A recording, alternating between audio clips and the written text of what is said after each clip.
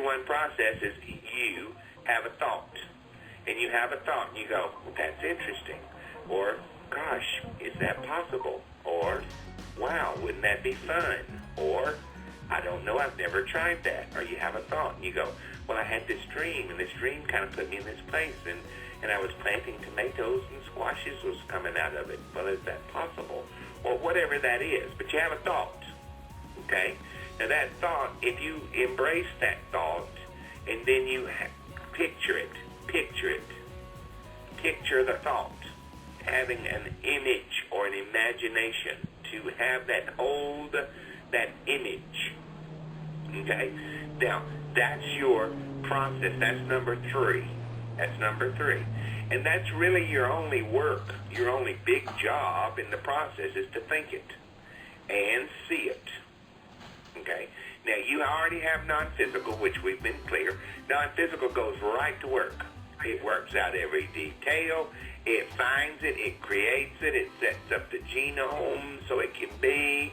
It works out every nuance. Not your work, not your job. Don't raise one finger toward it. Forget it. Let non-physical do what non-physical does. And that's orchestrating your thoughts. Okay? Once you have the thought, you're the human creator. Once you can see it in your mind, then non-physical goes to work on the details. Now, if you don't have any rules about it, it happens instantly. But if there are any rules whatsoever, you will not allow non-physical or anything else in creation to usurp your rules. Well, now that's another section, the rules section. That's a whole other topic. But let's say you have no rules or nothing to push against that process. Now, that's the 3. Now, number 2 is non-physical's role.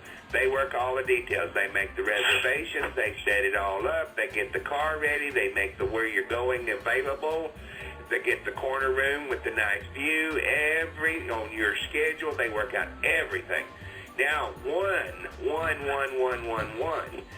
is where you're redefining. Do you want a blue Porsche convertible or do you want a red Porsche convertible? And that's the 1 stage, and that's just your preference. Do you want the camel interior or the sable interior or the gray interior? The car already is. You're just making the final selective choices. The cake's already done. It's already cooled. It's already iced. It's already on the little piece of thing. Your final direction is how large a piece of cake you're going to cut. That's all. It's the fine details.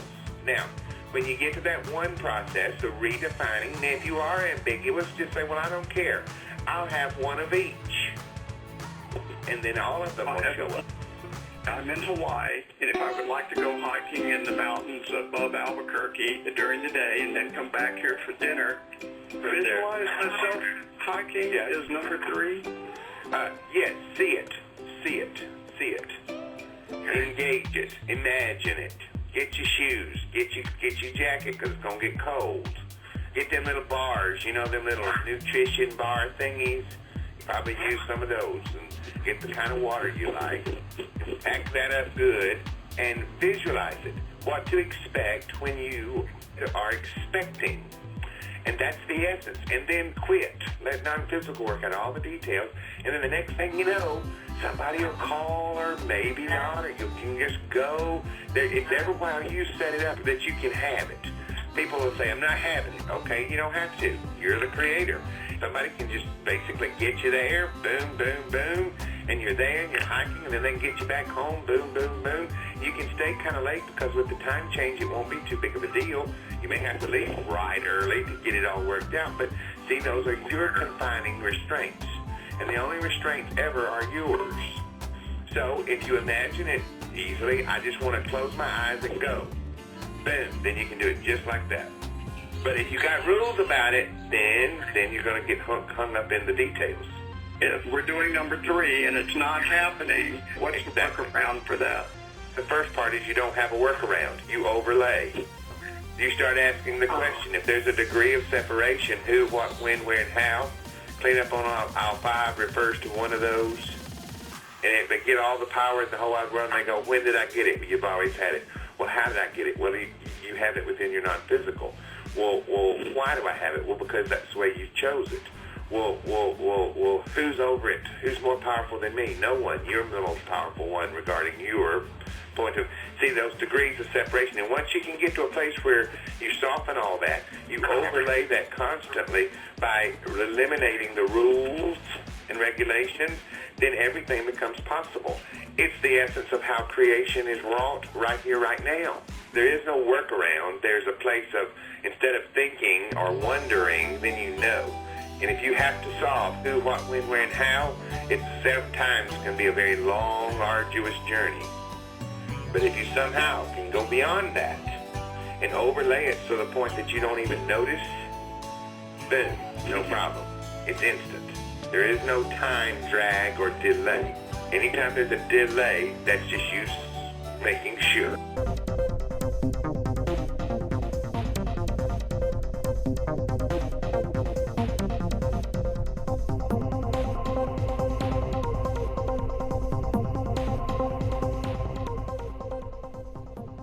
Over the last few years, you've defined dimensions, realms, and worlds, and maybe parallel worlds. You get those four terms. Could you specify the differences?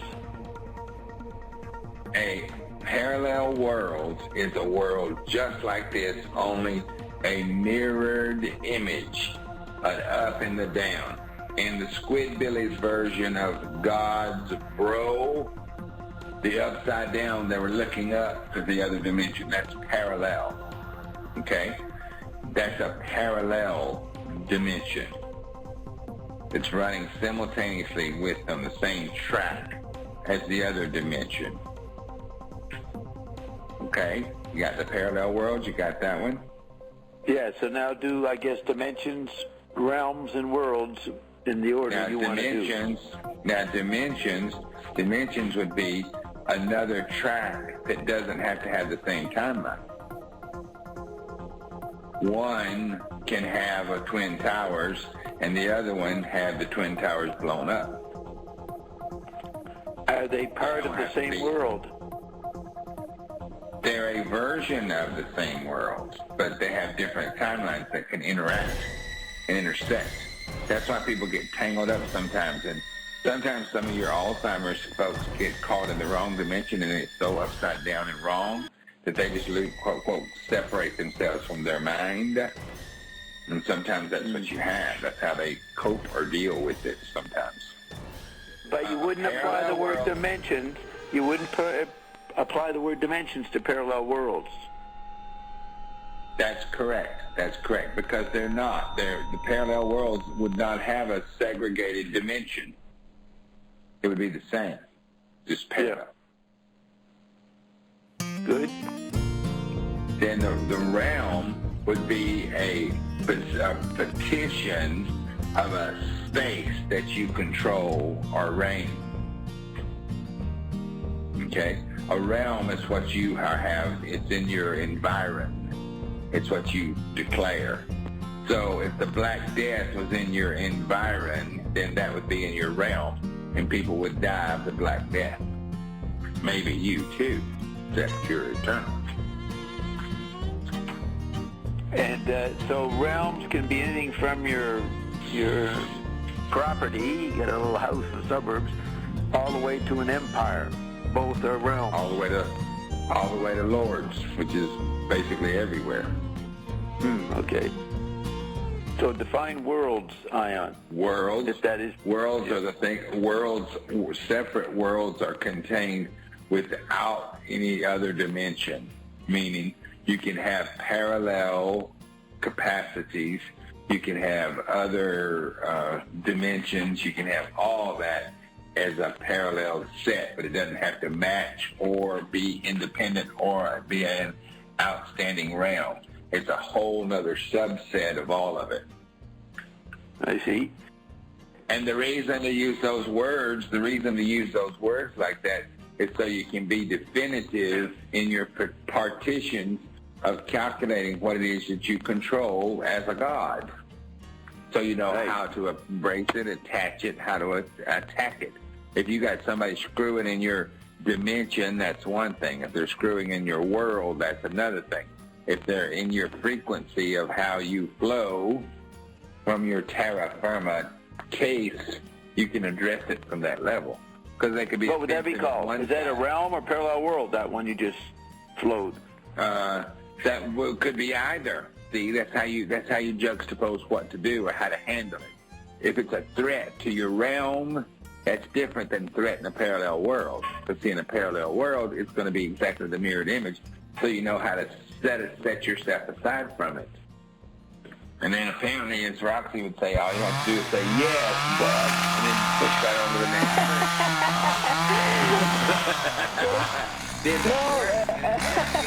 It's working for. But when you want to settle it, though, you have to bring it back down and apply it to the world. And that takes it at every level. If you're talking world side, you're talking at every dimension, every parallel, every realm, every capacity. That goes back to continuum and how the continuum applies. If we go back and listen to the archives, I've kind of noticed this. Yep. You use the phrase parallel world or dimensions or realms and worlds technically, accurately, every time you use those words, right? Yes, technically, yes. So when Ian said that the OA movements help your multi-dimensionality, that's within this world. That's in the dimensions. That's correct. Not parallel worlding. That's correct, because parallel worlding takes care of itself, and it's just another version of the same thing. Then that's the whole riff riding experience, and that has to do with the realms. Don't forget the outer, middle, and inner kingdom. Oh yeah. So Leonardo da Vinci or Cocteau or any of these people that Roxy has noticed, they may not be skilled in going from parallel worlds to dimensions or realms or worlds. That's why they're not completely ascended. And if they are, they may not be aware of it. Yeah. You see? See, the point is whether we see them as complete. But if they don't, then that's their limitation that they have to argue for. As you're pointing it out here, once you tell them, then they can't have the excuse. That's what we told you. Now you know. Michael went through the keys last week. Mm-hmm. We could match these four words, parallel worlds, dimensions, realms, and worlds, with different keys. No, you wouldn't have to. It wouldn't be necessary. They apply to every realm, every dimension, every world and parallel world. Right. They all fit because they have to at some point. Otherwise, there's no conductivity. Or, as the word you said over and over and over, that you would reach the continuum. I was just going to say that. That's where the word continuum comes in. It envelops all of these. Mm-hmm. So that gets into your point about... Right. So that's your mediacology, Roxy. So the reason I was interested in mediacology, it was the secular metaphor for the continuum. So, Ian, the Mobius strip symbol, if you use the Mobius strip as a symbol, would that encompass all four of what you're talking about here, or just the wire whisk, or just dimensions within worlds? You know what I mean? How comprehensive is the Mobius strip? Let's do the wire whisk, because that does most everything. But there are other parts that won't quite apply that will need to. You'll have another word for that. But let's just do the dual wire whisk at this point. Yeah. The infinity symbol. He did see it as a talisman, that it was inclusive of everything. Right, so wire whisk is the fifth term. Is wire whisk one word, wire whisk, or is it two words, wire whisk? Two words. Right. You could call it an egg beater, too. It's okay with me. Right. So the wire whisk, you're going to define it, or you just did, maybe. That is not the same as continuum, or it is? Well, you're back to the toast and the toaster again, Bob. The continuum is the thing that's carrying on, The wire whisk is what you're continuing on. Right. Now, which one's toaster and which one, okay. Which is toaster and which is toast? We're going to tell you. The wire whisk is the path that you're on. Okay? The continuum would be the entire whisk that's contained in. Yeah. And what is the toaster in those terms? The toaster would be the whole wire whisk. The toast would be what's riding on the wire whisk. And that's, in quotes, a human often. Do it that way, yeah. It's not a perfect word, but it's pretty good.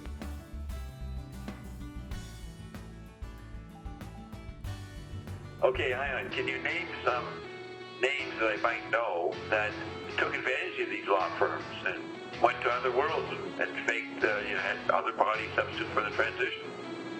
All right, Lon Chaney. Wasn't he a vampire? Yes. Can vampires do parallel worlding? Yes, they most certainly can. So Lon Chaney said, don't get lost, let's keep going. Okay, Walter Cronkite. Wow. And he was on the McLuhan board with Mary McLuhan. Mm-hmm. Okay, let's keep going.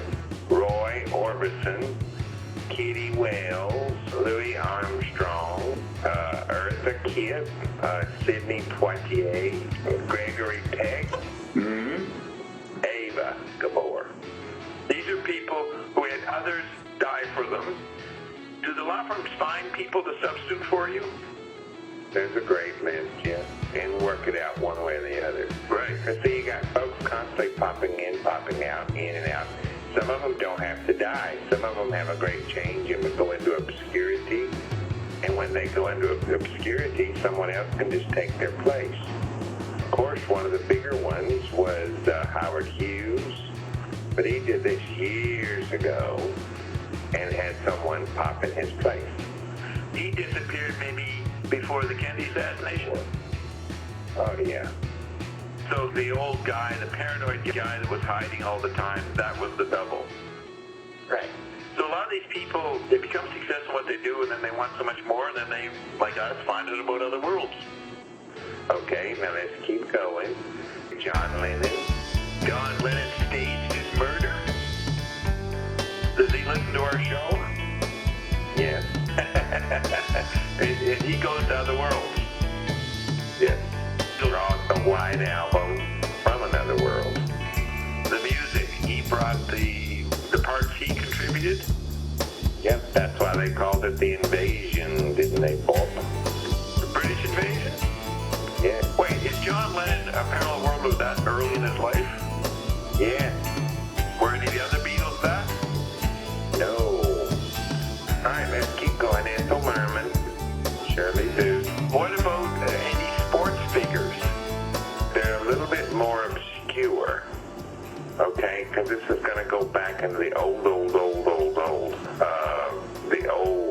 baseball.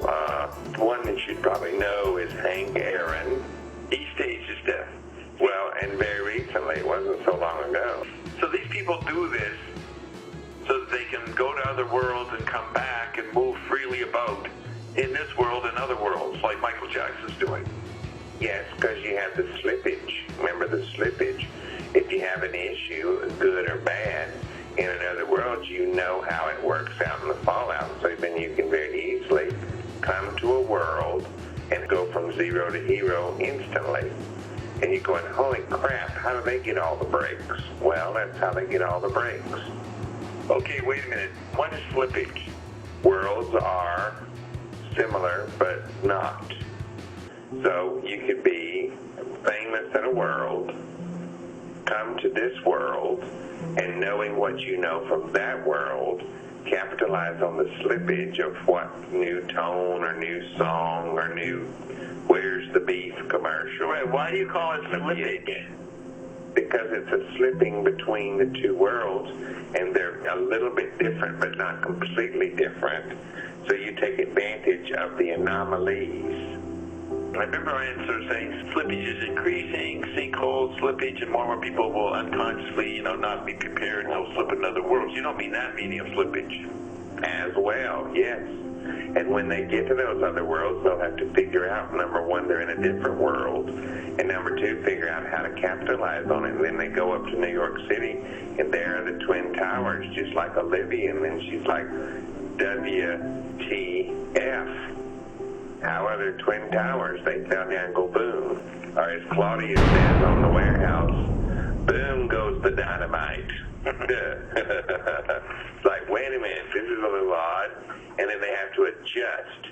Well, that adjustment is what we call, as also, like we were referring to earlier, as a degree of slippage. So if there's in and out that are different, that would be a reference to slippage. Slippage just being in another world. Okay, slightly. And noticing in the anomalies of differential between one world and another, that would be known as slippage. Noticing the differential. Right. Like you go to England and there's a Stonehenge where all the stones are there and set up in their complete order. Now, people have talked about that. They've shown diagrams and pictures of what that Stonehenge looks like, complete in the roads, the inner roads, and the outer roads, and all this stuff. But everybody goes, well, how did they figure that out? Because in another world, they were complete. Right. They can say, this is what it will look like completely. And they can give one conspiracy theory after another and another and another. And that's all fine, well, and fun. But at the same time, people go, oh, okay. And they tell them that enough to the point that they go, oh, yeah. Okay, got it. So it is. Crop circles. Oh, Lindbergh. You know Lindbergh. Charles Lindbergh. Yeah. I'm taking the position that you're born in this world, and then you get a certain level of success or something, then you become a parallel worlder. But many, like John Lennon, could be someone who did a lot in another world and came here and did well in this world, could be rehearsed over there. I should not think that they all start here. Many of these famous people came from other worlds. How do you think Woodstock was such a hit? What is significant about Woodstock? That music wasn't very popular until then. So what's your point?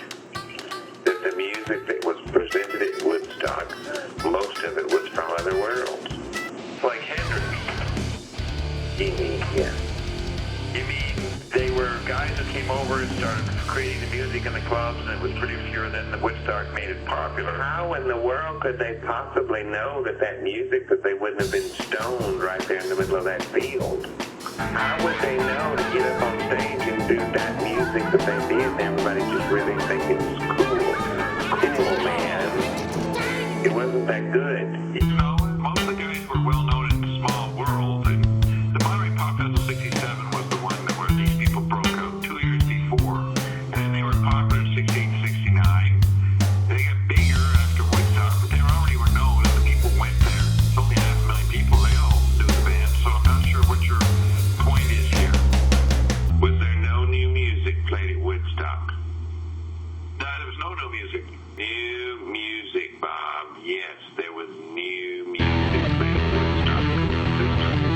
They were trying out new stuff. Wide open all day. Everything you did, was available. But every band there was able to introduce new types and new songs that had not been played before. This was not a jukebox YouTube experience. Okay, they played songs that most people maybe didn't know.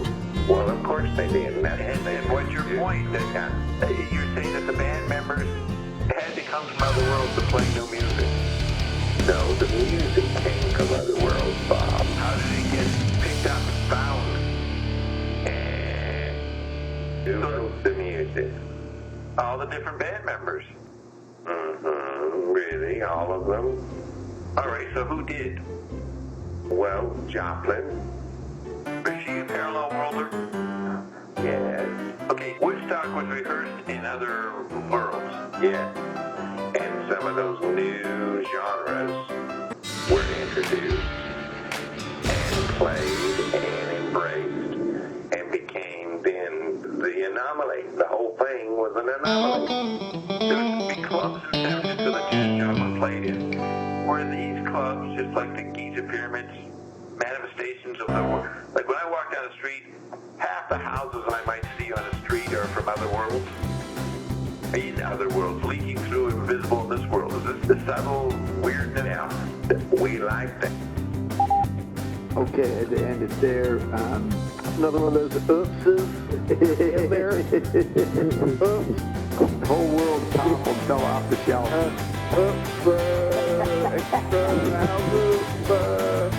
And we're going to have to redo the 60s to 90s over again with full awareness this time of what was going on. Scion's ideas. They are identical to many of the concepts conveyed by the shamans of ancient Mexico in the writings of Carlos Castaneda. They discuss the fact that humans are magical creators who create the world around them in every moment, whether they know it or not, by default. That's correct. Good. Humans create through a force called intent, through relax and allow or inner silence. Well, inner silence just means you stop fighting with yourself in the labyrinth of your mind. So that's a little edgy. But if you could change the silence part and have it interplay with the thought processes that you allow to flow through the labyrinth of your mind, if you could say that is inner silence, we're okay with that. Good. Otherwise, everybody gets them a little kumbaya mat, and they turn around and start mediating hours and hours and hours of the day trying to quiet their minds so they don't think a thought that's going to cause a creation that's not going to serve the world as a whole from your meditative states. That's mediation. That's what you do when you're crosswise and you're trying to work it out. You're trying to solve it, come to some conclusion. So if the silence makes a place for mediation, forget it. How's that working for you so far? But if you're talking about inner silence as a way you have the conversation of your number 1, 3, 2, 1 process that allows you to redefine and qualify the creation that you're trying to bring into your reality, and you're picking what color and how it's going to be and how big you want it and how much you want. If that's inner silence, okay, great. You have to mediate something out to the point of what you can allow in your meat sack body by stretching yourself and contorting yourself. Although in the form of coitus, many of those positions are very delicious. We'll give you that. But that ain't the point they're trying to bring up here. They're trying to, by denying the human body through the existential process of fine-tuning and honing the meat sack, is supposed to whip the mind into shape. And we say, happy good luck with that, because without any power, the best you're going to get is real limber. Carrying on, the ultimate goal of these shamans was to reach the, quote, totality of themselves. Similar to Ion's concept of bringing the physical and non-physical together. Yes. To achieve this, shamans first must be detached or have unhurtable feelings. Absolutely. But maybe the same for all of you. Your feelings become unhurtable, then you stop running around with this chip on your shoulder and you quit worrying about what everybody else thinks about what you think, and you get so busy pleasing and delighting yourself that the world all of a sudden becomes a euphorically blissful, wonderful, delightful, delicious experience without fail or exception. And all this other crap that anybody that ends up being invading through every other war and rumor of war, flood, mudslide, earthquake, no wonder your earth is responding in kind. If you get yourself in such a way that it's no wonder that the tsunami may wash you away, the earthquake may swallow you up, and the volcano may cook you in your own soup. People might wonder, how do I become detached? How do I have unhurtable feelings? Is there a simple thing? Yeah. Love is a force field. Force field contains emotions.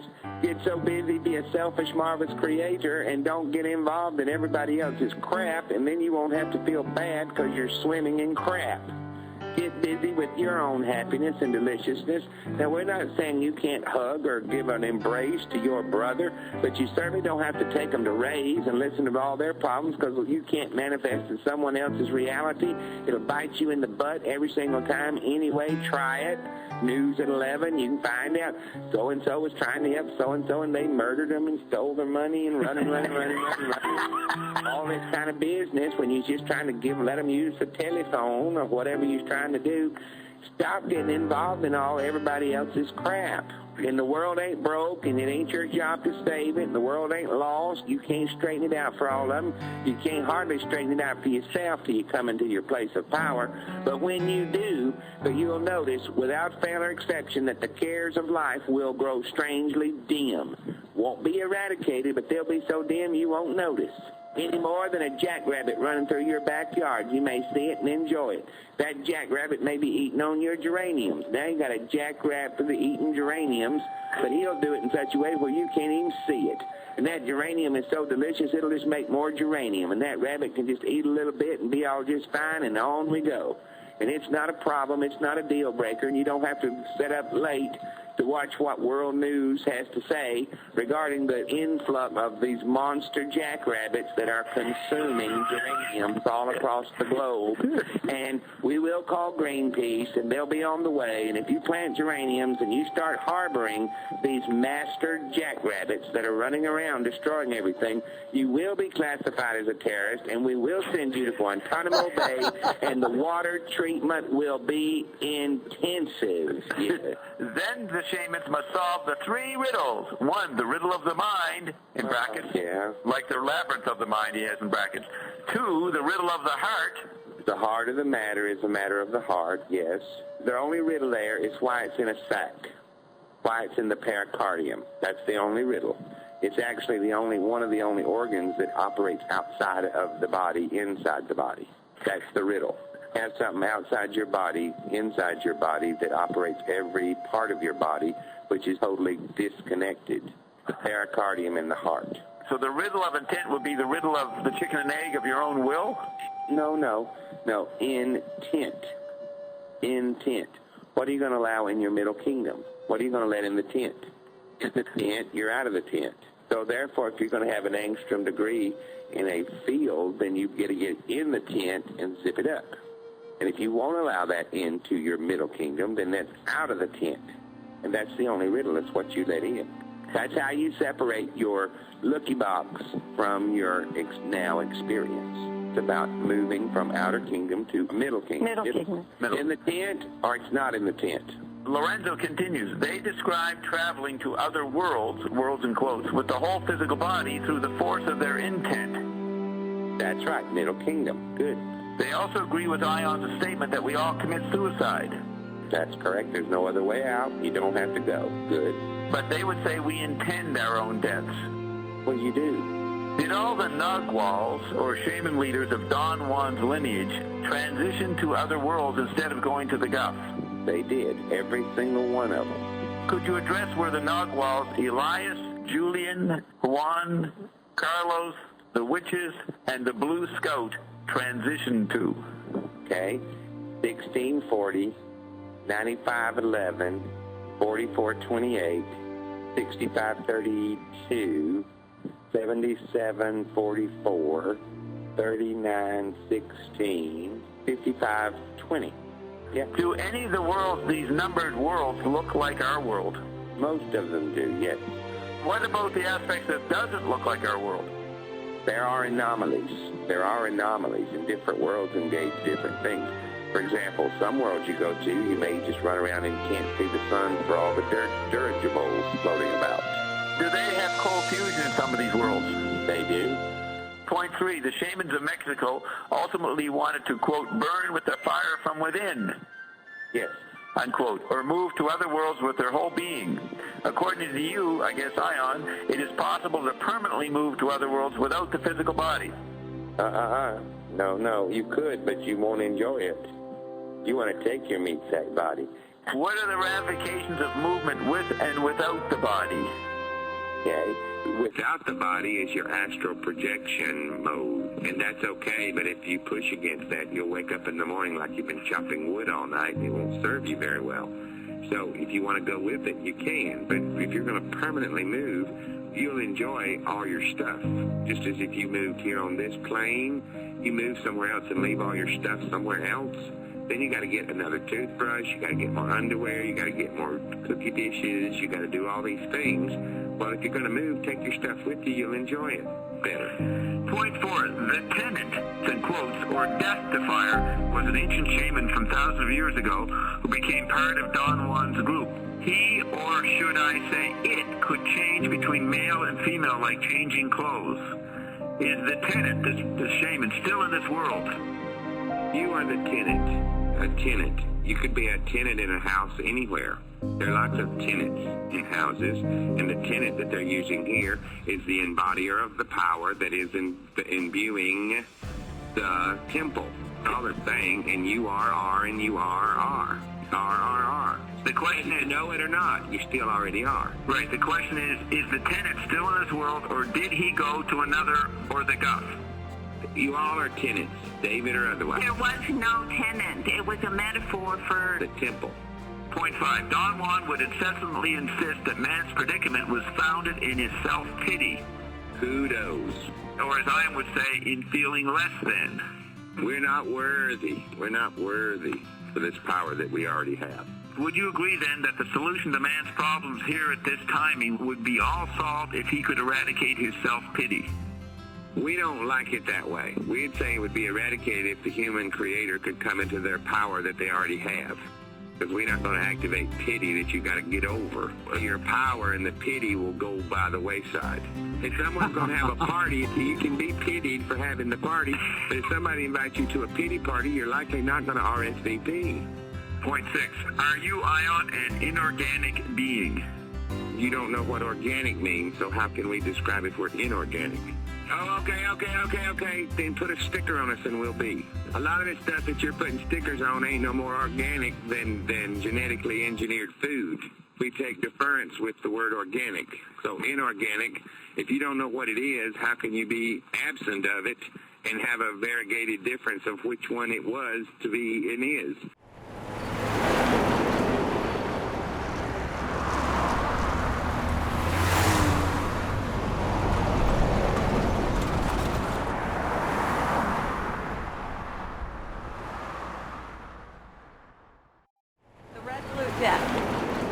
Which one? Which one? The one in D.C. Let's start with the one in D.C. There's two in D.C. The one that Jackie Kennedy resurrected. That's known as the Potter's Desk. Potter's Desk. From Potter's Field. Yeah, that one, the Jackie Owen. Is that the one that is in Trump's office now? No, it is not. Where'd the Resolute Desk come from that Trump is using? That's the comparative, the other side. It's the one that connects straight to Buckingham Palace. So the desk that Jackie pulled out of storage did not connect to Buckingham Palace? It does, but in a different way. It goes to Balmoral. 40,000 acre estate, where the Queen Mom hangs out a lot. So Kennedy connected and communicated with the Queen via Balmoral, and Trump is going to communicate via Buckingham Palace? Well, they can each connect all the way through. You have to open the drawer to different levels to tune it, just like you move yourself like the OA movements, you move yourself to tune it. The same way, it's just a thing that connects. You'd say, you mean you have a phone, a cell phone, you can dial a number and it connects to another cell phone? Yes. You mean you can dial and connect to another cell phone? Yes. Well, 100 years ago, that would have been the same conversation that you and I are having right here, right now. Same thing. Ion, tell me what's the most significant thing about the difference in the desks. How is Trump going to use it differently than Kennedy did? Trump will use it smarter. The HMS Charlotte was a ship that was lost. Okay? It was lost. And then it was returned. It was an English ship. It was lost out the shores of Newfoundland. And then it was retrieved by America and returned to the Queen. The Queen, when the ship was dismantled, 2 desks were made from the timbers from that ship. And every one was given as a gift to America back when America was known as the United States are, rather than the United States is, to the point it was a gift. And that desk is the one that most of the presidents, not all, most of the presidents have used. The other desk is in Buckingham Palace. It's the Queen's desk. Now, she doesn't use it specifically, but there have been great pictorials and or picture things taken with it, but it's not one she uses all day, every day. And that's the story. And it was gifted to the White House, and many used it. They're still using it right now. You have the door that was added when JFK was president. Yeah. Well, that they know it was added when the ones with the gimpy legs, I guess you'd call it Roosevelt. Yeah. It was added so you couldn't see that he was in the braces, suffering from his discomfort.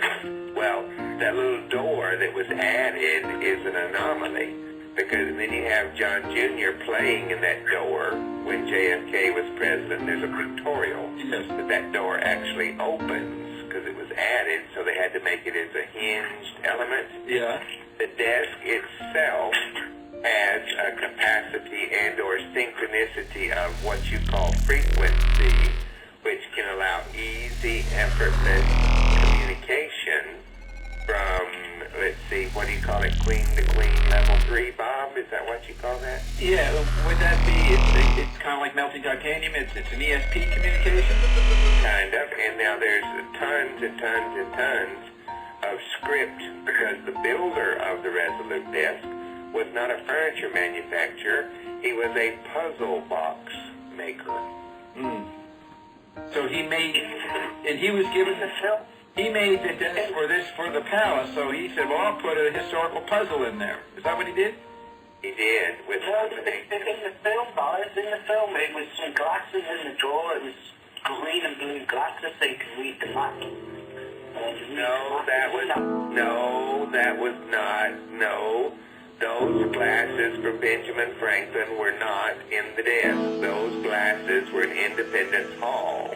He's referring to the movie that they made with Nicolas Cage with the Star Treasure business and National Treasure and all that kind of stuff. But was the Resolute desk in that movie?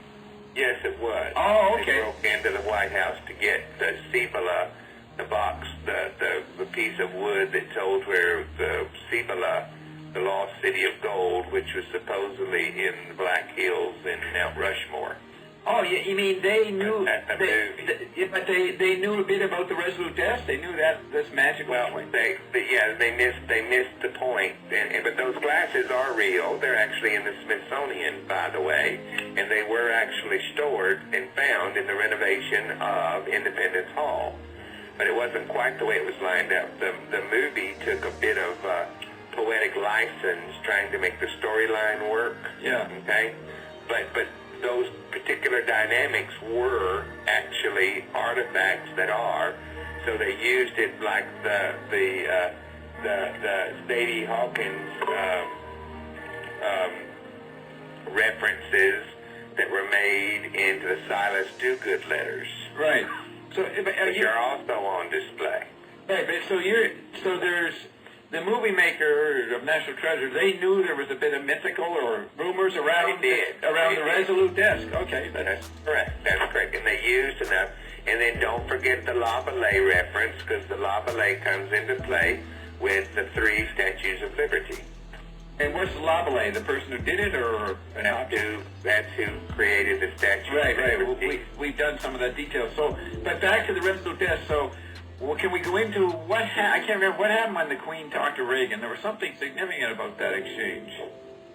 Well, it had to do with the essence of the Star Wars campaign and the redaction of some documents that were going to be troublesome to her and to his White House. Right, and this would be a prerequisite before Britain would agree to the Star Wars plan that Reagan brought in? Well, they didn't agree, but they had to make some adjustments, and here's how it came out.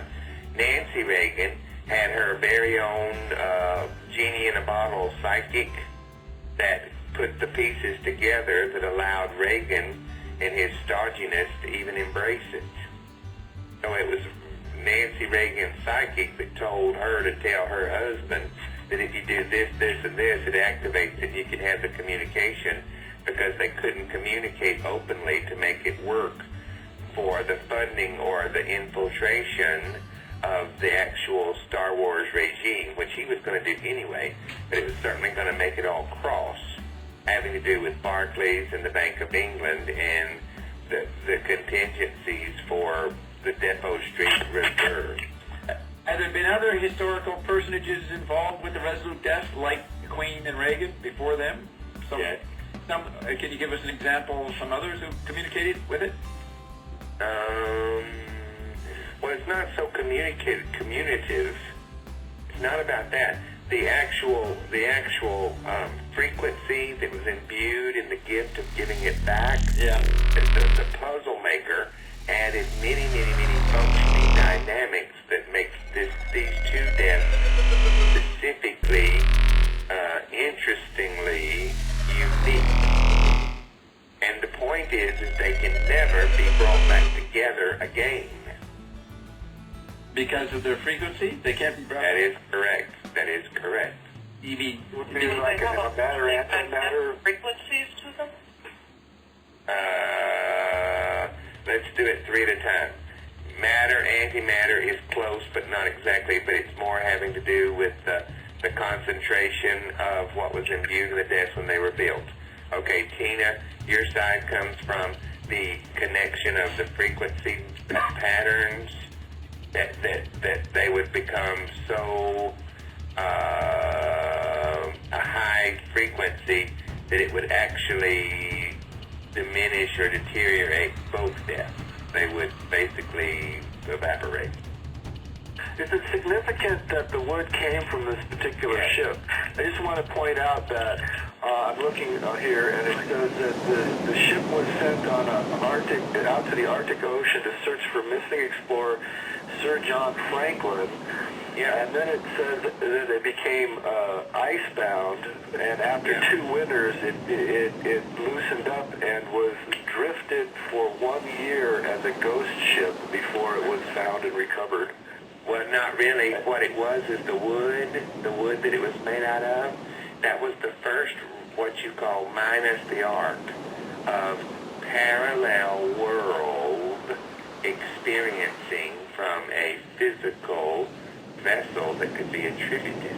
And the Queen, because of her mom, had a real good idea how this was all playing out. The Queen Victoria at the time, or Queen Elizabeth today? Queen Victoria. Yeah. That ship could withstand the frailty of interstellar time travel. Yeah, so you're saying it's one of the first artifacts made through parallel worlds? That was brought over. Well, that they could then verify, because that the words were perfect that they used to describe it. It's a ghost ship, lost for 2 winters, icebound during the thaw.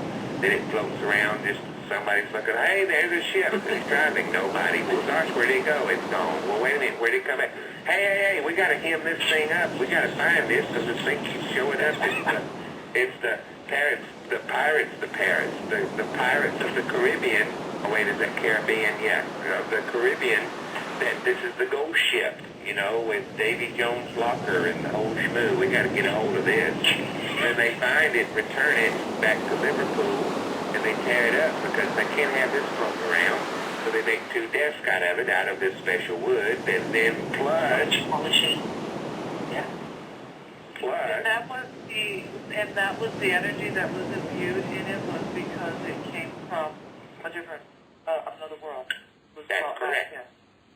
And that same significance then, just like the rubble from 911, had to be scooted quickly back to China so they could make good use of it. Okay, now we're getting the good stuff, guys. Just keep your questions coming. I thought 911 was taken out of this world. Well, but where did they do with the rubble? And what was the rubble? No, Tina, it caved in because of parallel world massaging it, but the material was still here once it collapsed. But it's collapsed in a nice folded pattern. The special iron had to go back to China. And is that iron from another world? Of course. Mm-hmm. And that's what the big construction company who made that, the Twin Towers. Which you can't find. They don't exist. There ain't no Well, you construction can company. find them, but they no material on them. Very slight for a major construction company. There's no details in Wikipedia on them. But the thing They is, haven't been around. They are. They're not. They went out of business. They're in business. They're not business. It's one of those anomalies. So you keep it on your lucky box. It didn't count. yeah, we're getting into areas which explains why Obama bowed to the Chinese leader 2 days They ago. don't do that, by the way, you know. Yeah, the president never bows anybody. And the Chinese did not want him bowing, but he was so confused and nervous and screwed up and worried, he bowed. But you shouldn't have done it, pissed the Chinese off. Or Nile. Yeah. I want to know that the element that created the steel beams for the Twin Towers, now that raw resource was brought in from another world to China to make those steel beams. Well, no, And it wasn't because- brought. No, now it wasn't brought to China. It was brought to Manhattan to construct the World Trade Centers, the World Trade Towers, and the other building as well. Now, when it demolished, that was what was left, and that quickly, in post, immediately was skirted back to China from whence they used. That's where the technology was. They said arrived from, but the beam showed up from another world. But why did it go back to China? They owned it. Did they own the building? No, they owned that technology. Okay, did they own the steel that came from Parallel World? Did they know? Yes. Oh, okay, so Yes. they were involved with, Yes. with the construction company. That's how it got there. And they had removed the evidence of a odd, I don't know, steel that wasn't really steel from here. Well, correct. It's a self-collapsing steel. It was about an anomaly of what that building was being built for. It was there as a threat. You guys don't follow what should be happening, we'll pull the building up. Something like that? Well, the bonds that were going to collapse it all, that were making it so valuable that it made more money than it is, had to be eradicated, and they were. Yeah, you said the bonds that would make the building more valuable or the economy? No, that would make that made money more. You had more in bonds than you had money. Well, how can that be? How do you have more than is? And that was that was the anomaly that they had to correct. And that was not in the Cantor Fitzgerald offices. It was in the Morgan Stanley and some of the offices in the same building. That's correct. Yeah, so everybody's talking about the Cantor Fitzgerald guys who died, and yet the bond thing came out of Morgan Stanley and thrown all over the And street. nobody was at work in the Morgan Stanley side. They were all at the beach. They knew better. What are the Chinese doing? What are the Chinese doing with the steel from the rubble? They're dissecting it and using it in their new microprocessors that they are. Oh, no. I'm sorry. No, hey, Scott, the reason, on one level, why everybody went to China in the 90s, because they had this breakthrough computer technology. Was this giving them quantum computing, Ion? It is. Oh, Jack Ciafetti liked that, wouldn't he? With quantum computing, all security issues in terms of the complex password combinations and so on are all transparent. They're null. Null and void. Well, all of the security built into passwords and bank accounts and Yeah, that's all obsolete. And then remember a year ago, we heard about the Chinese hacking the Treasury Department, Federal Reserve or something. So Kuala Lumpur. Kuala Lumpur, maybe. Slowly I turn. Step by step. Slowly I turn. All right.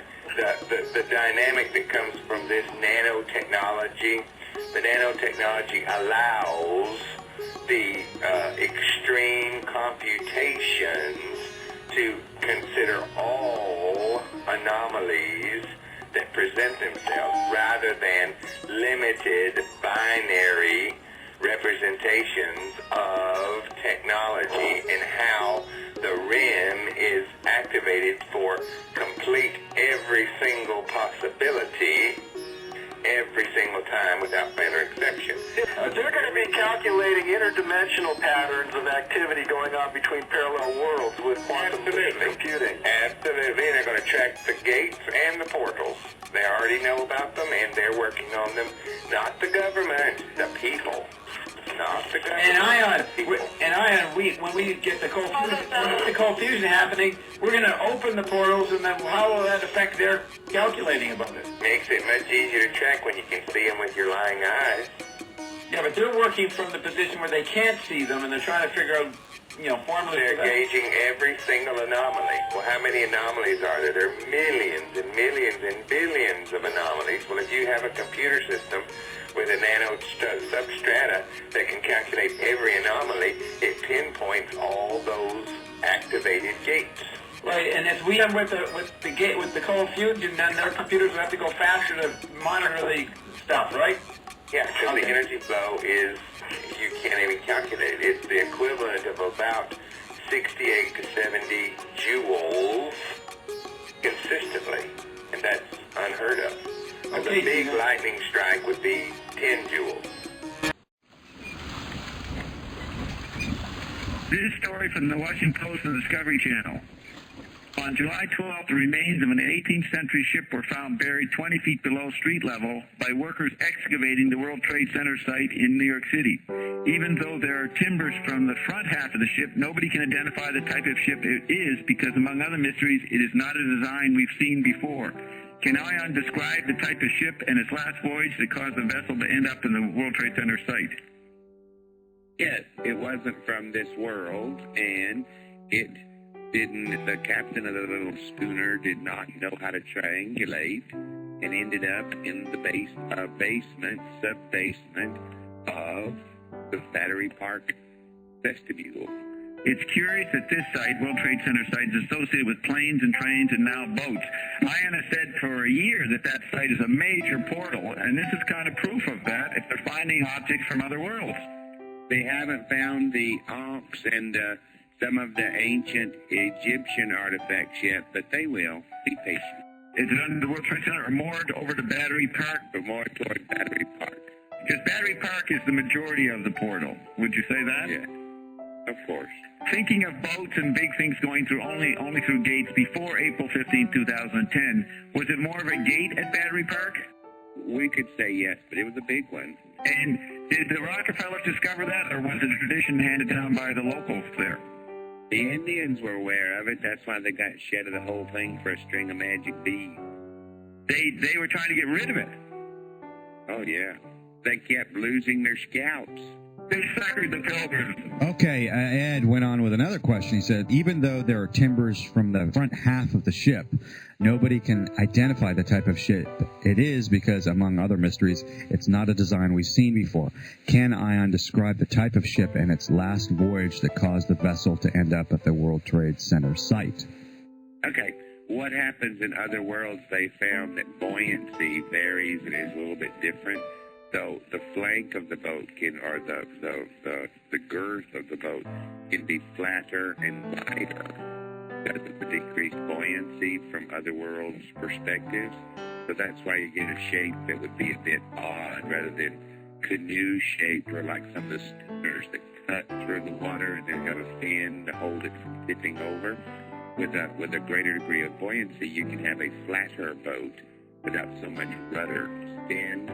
So, therefore, it would be an obscure, it would be kind of like a whaling boat, that it wasn't deep. Well, those are very deep, because if you're going to bring up a whale, you've got to have enough weight displacement for the buoyancy of the boat to keep it from sinking in. So, they don't have that from that world, so it becomes a very odd shape. The draft of that boat could be much less than one from this world. Because it's fit for the other world. Yes. Why does it come over? Does it want to get stuff from our world and take it back? Nope, it just had some very interesting shipmates that engaged the portal and said, hey, we're good, we're out of here. And they went from that world to this world. Yeah, when we were talking about the law firms that are available to help people fake their deaths and are knowledgeable about the parallel worlds, I called it a parallel world economy. This economy has been going on through a lot of presidencies, a lot of dynasties, a lot of British crowns, a lot of European crowns, even time of Jesus. There's a lot of people involved who know about this portaling stuff. Yes, lots of crowns and pounds and rupees are involved, yes.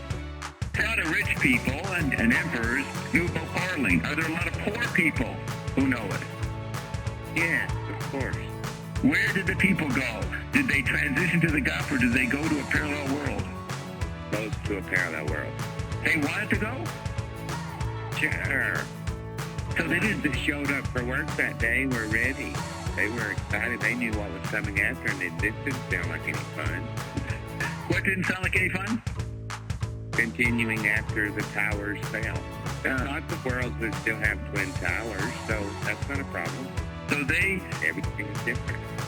They go to a parallel world. They are not considered transitioned. That's arriving in the Gulf. Right. And in that world, they're still using the Empire State Building, which is what it was built for, as a docking station for the dirigibles. He says, give a little detail about the portals. They're just openings. They're openings that the humans always had. That since the fall of man, they eliminated from their reality or realm of possibility. So now, therefore, they've been opened, and there's nothing science can do because they are. People are going in and out of them. They're finding people in walls. There's just all kinds of crazy things showing up as evidence. We hold these truths to be self-evident that everyone has this ability and capacity, and now the capacitation is vindicating or validating the place that they don't know what else to do except acknowledge, oh, well, that's a portal. Oh, you mean there's slippage. Oh, you mean you can be in multi-places at multi-times. Oh, that this time-space continuum is a rule that isn't accurate. Correct. And then they're not knowing what to do with it, and the next thing you know, it turns into aperture science.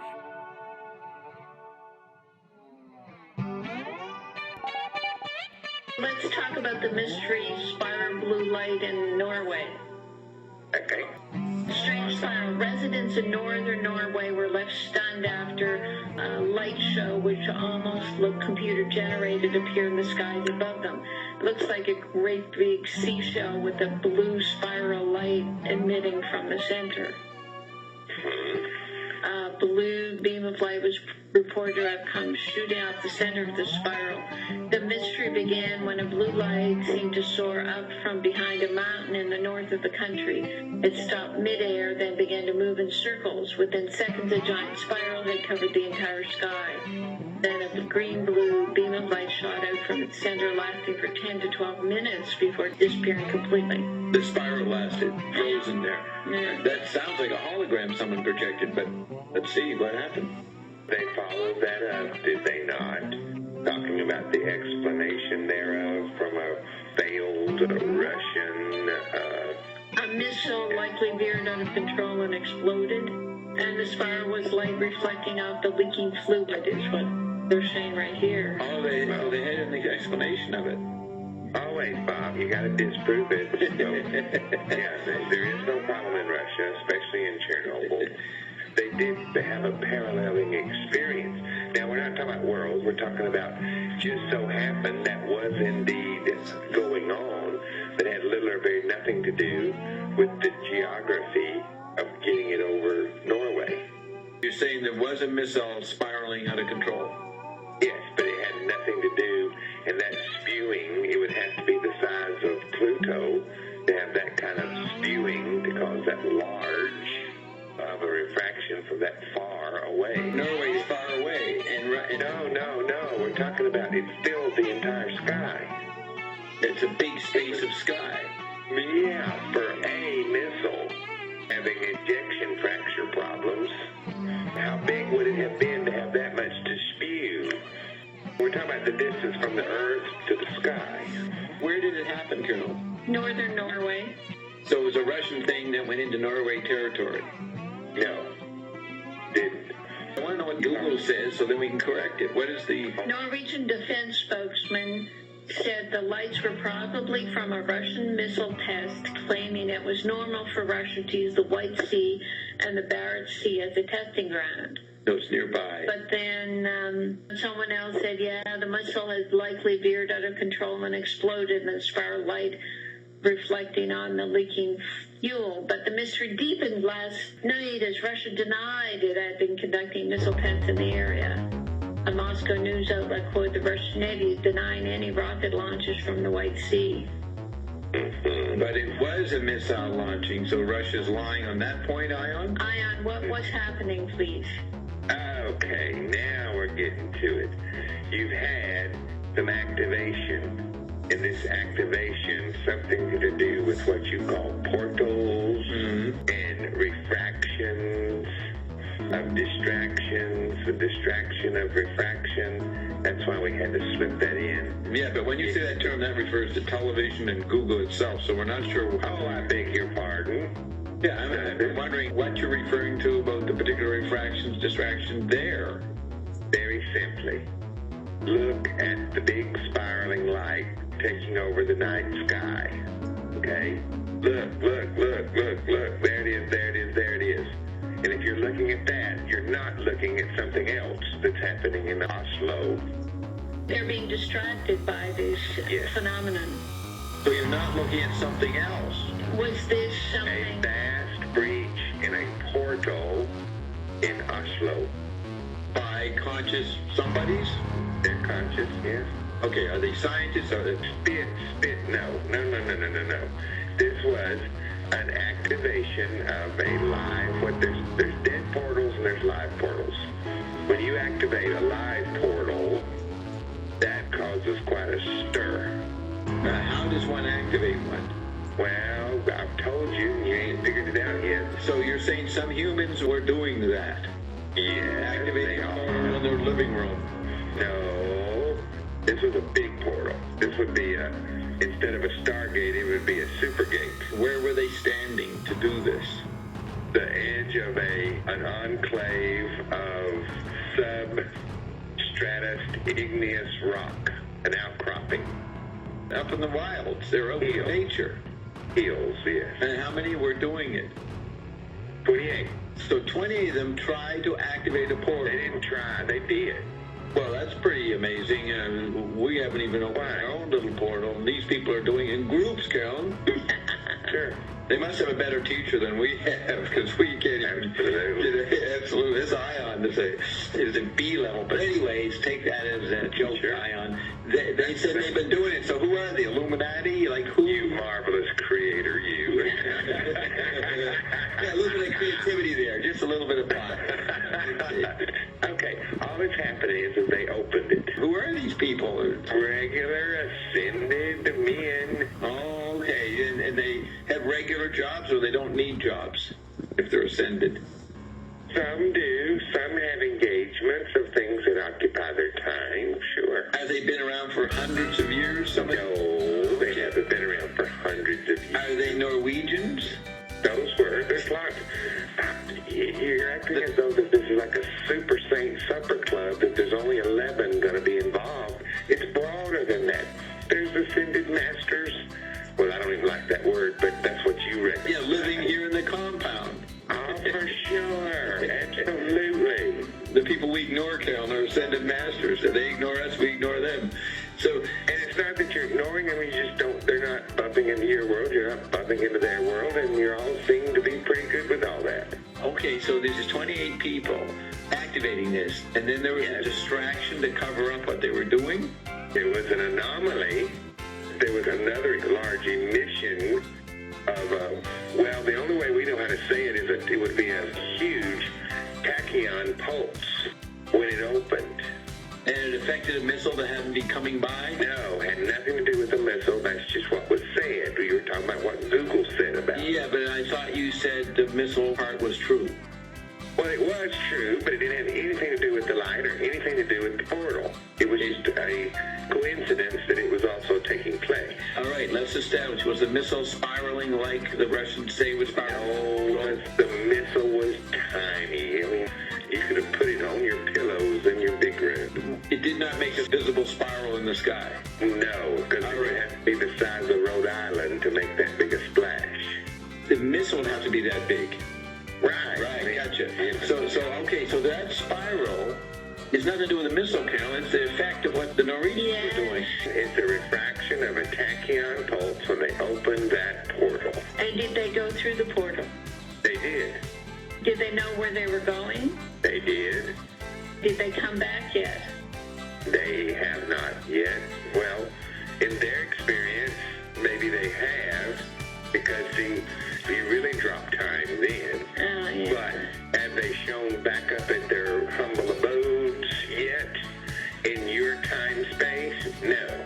Is anyone putting it together that they're missing and there was this spiral? Nope. Because other creators don't notice it in their continuum. You mean their neighbors don't notice they're missing? Any more than you miss a grain of sand from your beach. I assume these 28 people had some friends that would notice they were not gone. If that's not true, then say so. The only thing that makes it not true is time, and there isn't any, so we're not going to tell you how time isn't. So, if you can't get that, then you're screwed, because... Oh, yeah, they could be gone and not back, and for those that live in their same house, their wives and husbands and sons, it would appear the guy was gone for an hour and came back. And it could be gone a year, exactly. Yeah, he could be gone a year in parallel world time, but actually it's only 20 minutes in our time, correct? There's not parallel world time either. They go into an experience in parallel world, and it says some weird time measurement or no time. But the people that are still here, their friends who notice they're gone, will experience them coming back in an hour in their hour time, and they won't notice it's been a longer time than that. That's correct, right, Ion? No, there's no time. So we can't use a false premise to explain a concept or an understanding based on the false premise of time. There's no time in the other worlds. There's no time in this world. There's just not time. Is there missingness? The people that they're with won't even notice that they are not returning. That is correct. Will they return? From the people who are friends' perspective, will they return? Yes. Maybe they haven't even left from their friend's perspective. Precisely. What was odd about this is that it typically does not have this much of a residue of physical, noticed evidence. They didn't do this as a performance art. They did not know it would be noticed. And typically it never is. So why was it noticed? Well, you human creators have started to engage these notions, concepts, anomalies, and they're starting to become more self-evident. Now, another one that's very interesting, and we talked about this explicitly, and you're waiting on it to show up in your empirical referenced history of the changing of the aurora borealis with the northern lights. Do you remember that? Well, you'll get to it in 73. I don't know what you said about it. You said it was changing and it was going to be more... Oh, yeah, the fact it was changing, yes, I remember that. But it's not that it's a portal or something or some manifestation of a portal. No, but the empirical evidence is the anomaly can't be explained. The same way this can't be explained. And it's going to be, there won't be enough residue to hit on it for it to stay in the meme of your news very long. I think as people hear about Ion and what we're saying, however they hear about it, these kind of people are what Ion once said to me, Bob, there are people coming here who know a lot more about certain things than you do, and they'll want to talk to Ion. These kind of people might want to talk to Ion, right? Because we're the only one out there talking about this portal stuff in a public format. We're going to get those kind of people maybe wanting to check out Ion and have a reading with them. Sure. Yeah. But typically when they're ascended, it won't come up in conversation. They won't want to talk to non-physical about what they know. They don't need to talk to Ion. Yes, you don't need to. That's correct. We hope that if they embrace non-physical, if they're ascended, they already have, that then they can come instead of hiding it away in their own place because of the degradation of being different. You can be different, they'll put you in the asylum, or at the very least will crucify you at the very best. So the spiral, if that spiral is an actual image of the registration of some kind of matter or any matter, it's like the after image of what these people did. It was visible. The spiraling action is like the whirling of the clock backwards that you go when you look at our legend that you gave us. Yes, and it would be an empirical reference of sometimes what you call a vortex, and it shows up. That's never been photographed like that. That's correct. Not the first time it's occurred. No. So Brandon, who's a regular listener on our cash flow and writes in questions, he wrote, "Yes, I know it'll be caused by the thinning of the veil." And he's right. It's a manifestation caused by the thinning of the veil for our human creator's reality. No, not exactly, because think about that just a second now. That's fun. The thinning of the veil didn't cause it. The individual humans who are noticing and becoming plugged in to their non-physical truth, not offended by the labyrinth of their mind, they're able now for the first time to witness it. Well, we don't mean witnessing it by having a photo in the plaza box, or that is what we mean. Do we mean witnessing it, that they could actually notice it? Do you understand you could have the exact same anomaly and not one living soul notice it? When you say witnessing it, it's because we were able to take a picture? Is that what you're referring to? No, that you have a witness that they saw it, and then another witness that they saw it, and another witness. They saw. Okay, not the picture was also part of the witnessing, but part of the witnessing, people saw it. It's the first time that humans have seen the effect of some other humans parallel portaling. Yeah. Because the veil is thinning. The individual human creators, then you have the overlap. Oh, wait, you said the thing of veil for individual creators? Is that what you said? Yes. Okay. You have the overlap with? The only reference to the thinning of the veil in regards to the noticing of the anomaly. The anomaly is the spiraling in the sky that filled the sky and this coast. Yeah, that is an effect of those people who have thinned the veil in themselves. In themselves. Yeah. That more than one can notice it, and it can't be just displaced or explained away. And you have a witness, one to another, validating that they indeed experienced it. Now, had they not had a witness, the cameras wouldn't have worked, the film wouldn't have rolled, the digital... But also, it's not just taking pictures. People saw it. Those that didn't have cameras saw it. So they're part of the witnessing beside those with cameras, correct? But if they hadn't been able to see it, there would have been nothing to film. The person who does it, he experiences it, but this is the first time that others have seen what's one person experienced. And that's kind of like leaking out, a 100th monkey effect. The walls between people. Not the walls between people. It's the plugging in of the thinning of the veil for the individual.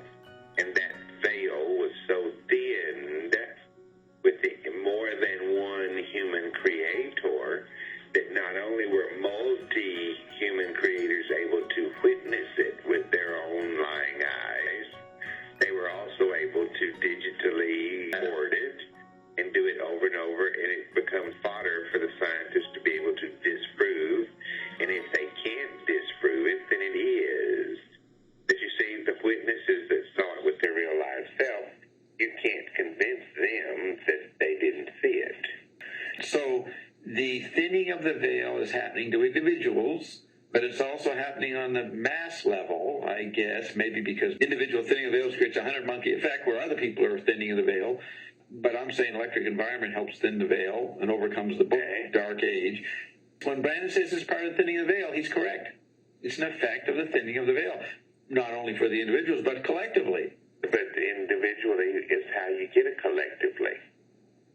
If the veils were not being thinned individually, there would be no mass. Right. No, they go together. But the part of the mass seeing it, more than the person who did it, who experienced it, more than them, more than other witnesses, that is being able to be experienced by other people, what one person is doing, because of the thinning of veil of individuals overlapping and resonating and creating an opportunity for more than one mind to see it.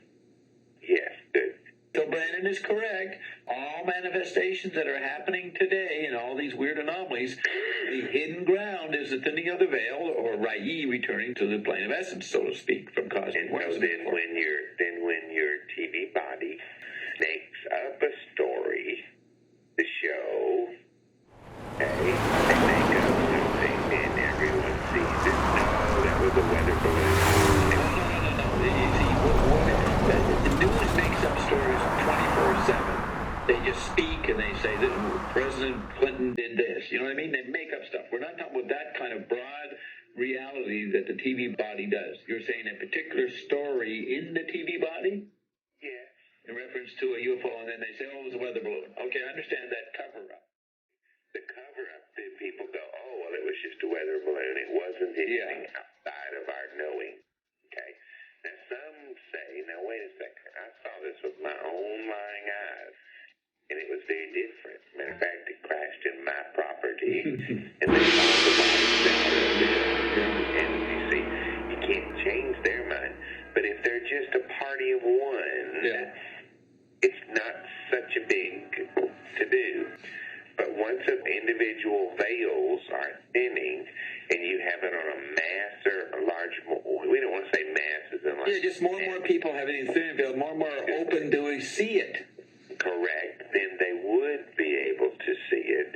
And then it's one of those things that science can't do anything with. An anomaly that can't be understood. Now, the same thing is true with your Loch Ness.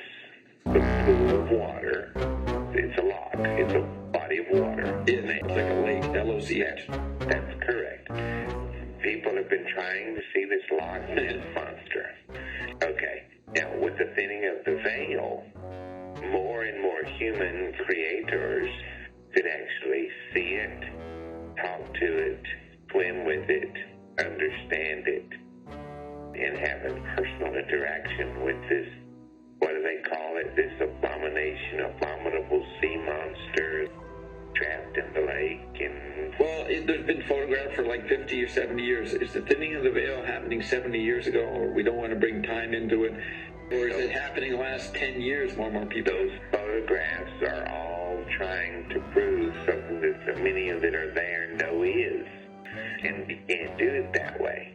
You can't do it by here's the photo, here's the proof of the. You can't do it by photo? Because they won't believe it. They don't believe it. Oh, okay. That photograph was doctored. Well, right.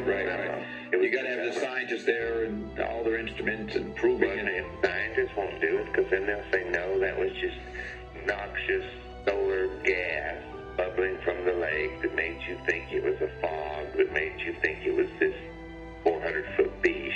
Yeah. Body of water. So your point about the Loch Ness Monster, and more people are swimming with it, does that mean like in the last 10 years? Yes. I'm thinking of the thinning veil as like the last 10 years. You know, it's the last 100 years maybe. But and the thinning of the veil is connected to the 13,000-year cycle, or it's not connected? I don't think it is. Not connected. We just happen to be in a wonderful time where the thinning of the veil is happening, and it's been going on for 100 or more years. Well, it's been engaged. The meme is that the Mayans said it's up, it's over. Well, the Mayans said it was only halfway through the cycle. But they're saying, no, the Mayans said it's over. Well, then that becomes the dogmatic response of doomsday, morning, night, or noon, Jesus is coming soon, so get ready, turn or burn. And that dynamic then puts a heightened sense of awareness for those that are in this process of becomingness. As they are coming into their power, then they can come to a place where it becomes a place of resonance. Here's the point. The point is the anomaly that's taking place just like this spiral. The Loch Ness Monster anomaly. Or you're spinning in Norway.